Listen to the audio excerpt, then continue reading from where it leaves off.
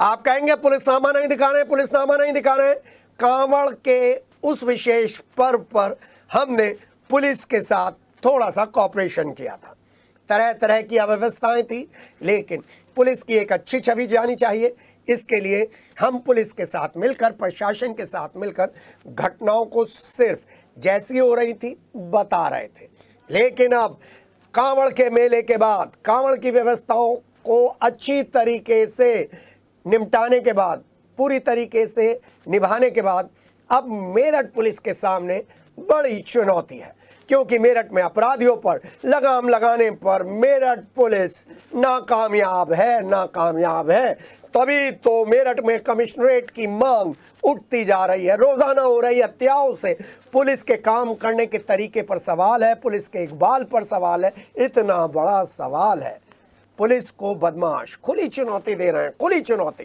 Crime city बनने की तर्ज पर तो नहीं आ गया है आपका मेरठ शहर। हम इसी बात से चिंतित हैं, पुलिस भी चिंतित है, प्रशासन भी चिंतित है। अगर कोई चिंतित नहीं है तो वो है क्राइम को अंजाम देने वाले लोग। पिछले 10 दिनों की हत्याओं का, वारदात का लेखा जोखा आपके सामने प्रस्तुत कर रहा है आपका चैनल। 21 जुलाई, सबसे पहले 21 जुलाई परीक्षितगढ़ थाना क्षेत्र में टाइल्स लगाने वाले, काम करने वाले आस मोहम्मद की गला घोट कर हत्या कर शव नहर में डाल दिया गया था। और कातिल कहाँ के थे? कातिल कंकरखेड़ा थाना क्षेत्र के थे। पहली घटना। दूसरी घटना 26 जुलाई की ले रहे हैं। ऐसा नहीं है कि 21 से 26 के बीच में कुछ नहीं हुआ हो, लेकिन प्रमुख घटनाएं हम आपको दिखा रहे हैं। शहर से देहात तक सरदना लेकर चल रहे हैं। सरदना में ठेके के सेल्समैन कुलदीप की गोली मारकर हत्या कर दी सलावा के रहने वाले उसी के जान पहचान के एक आदमी ने। पुलिस ने हालांकि हत्या आरोपी को गिरफ्तार कर लिया था, लेकिन ये घटना भी बताती है कि ठेकों के पास पुलिस नदारद है, जहां पर सबसे ज़्यादा क्राइम होने की पॉसिबिलिटीज़ रहती हैं। 26 जुलाई सरदना, 26 जुलाई लिसाड़ी गेट थाना, क्राइम थाना, अबरार की गोली मारकर हत्या, और उसके बाद चर्चाओं का दौर। एक बार फिर लिसाड़ी गेट थाना क्षेत्र में एक और हत्या। 27 जुलाई की बात कर लें, थाना परीक्षितगढ़ में एक बार फिर हत्या होती है फेरी लगाने वाले युवक अनुज प्रजापति की। हाँ, हत्या करने के बाद पुलिस ने 2 दिन के अंदर आरोपी को गिरफ्तार कर लिया, पैर में गोली मारकर।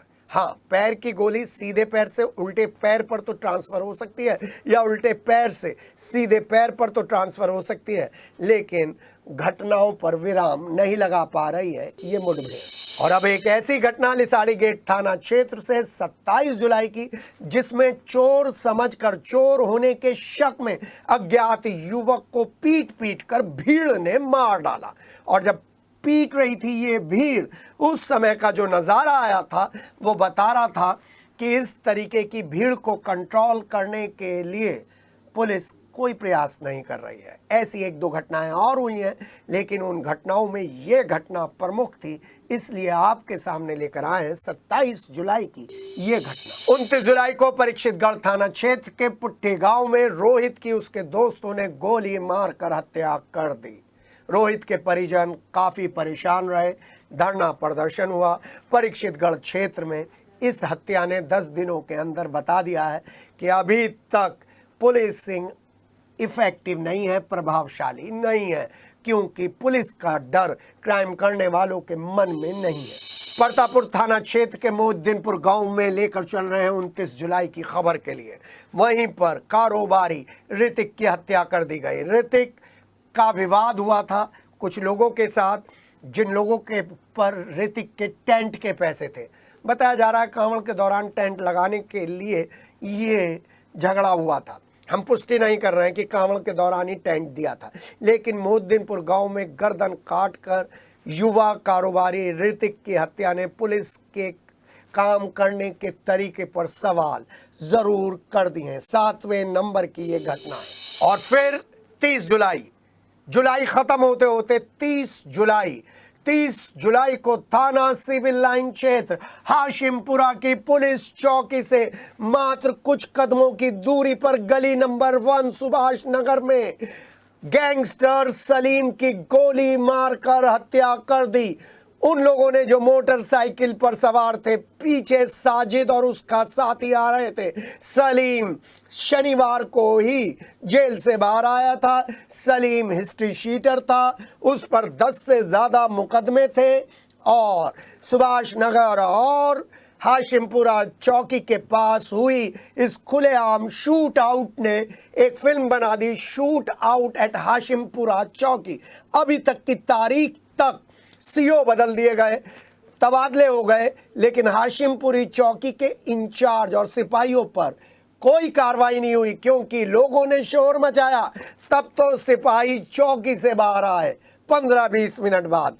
इसलिए 8वें नंबर की 30 जुलाई की शूट आउट की ये खबर, हाशिमपुरा चौकी की ये खबर इस पुलिसनामे में शामिल है। फिर प्रतापपुर थाना क्षेत्र लेकर चल रहे हैं। 31 जुलाई है, गगोल गांव है। नाबालिग किशोर चिराग की पीट पीट कर हत्या कर दी गई। किस वजह से की गई ये किसी को नहीं मालूम। हाँ, कयास आप जरूर लगाते रहे, लेकिन एक बात तय है, और एक बात जो तय है वो ये कि गांव में पुलिसिंग, आउटस्कर्ट के थानों में पुलिसिंग प्रभावशाली नहीं है, क्योंकि सब लोग किसी और काम में लगे हुए हैं। हाँ, SSP doctor Vipin Tada, DIG Kalanidhi Naithani, ADG zone Bhanu Bhaskar लगातार चीजें कंट्रोल करने में लगे हुए। 31 जुलाई प्रतापपुर थाना क्षेत्र के गगोल गांव की चिराग को पीट पीट कर की गई हत्या बड़े सवाल उठा रही है। क्या भीड़ को कंट्रोल करना चाहिए, नहीं चाहिए? और 10वां दिन 1 अगस्त, 2 और 3 की हम खबरें नहीं ले रहे हैं, 1 अगस्त की खबर ले रहे हैं, क्योंकि वो भी सरदना से आ रही है। विनय नाम के युवक को गोली मारकर मौत के घाट उतार दिया जाता है।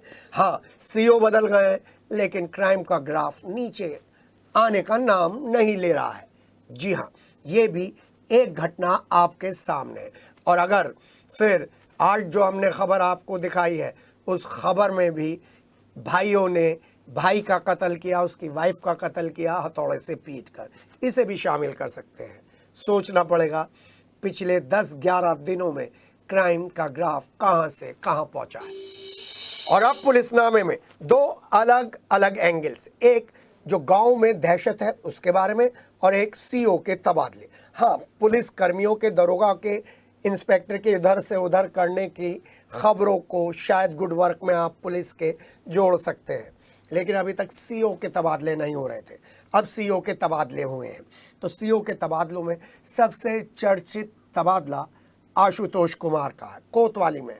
वो लंबे समय तक रहे, लेकिन कोतवाली को कंट्रोल नहीं कर पाए।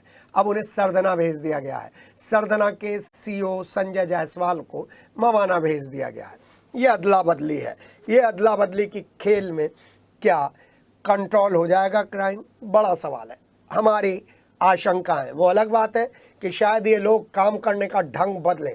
जो सीओ की लिस्ट में है उस पर हमने आपको खबर दिखा दी थी, उसमें ज़्यादा बताने की आपको ज़रूरत नहीं है, लेकिन सीओ के ये तबादले हमारे हिसाब से बहुत छोटा स्टेप है क्राइम को रोकने के लिए।